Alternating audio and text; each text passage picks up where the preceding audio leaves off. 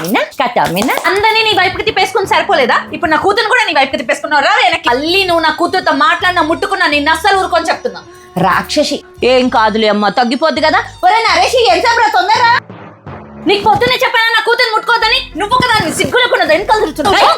పిల్ల మీద చెయ్యేసావంటే చెయ్యి ఎరగొట్టేస్తా చెప్తున్నా. నువ్వు రాకాలి.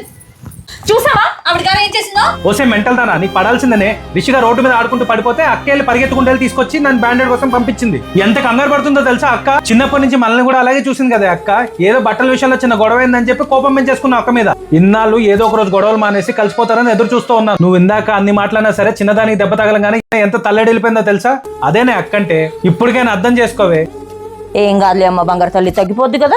సారీ అక్క, నన్ను క్షమించవే. నిన్ను క్షమించడానికి నీ మీద కోపం ఎప్పుడుందే? నువ్వు నాకు పేరుకే చెల్లివే, కానీ నేను ఎప్పుడు నా కూతురులానే చూసుకున్నాను. అమ్మయ్య, ఇద్దరు కలిసిపోయారా? ఇంకా ఆల్ హ్యాపీ.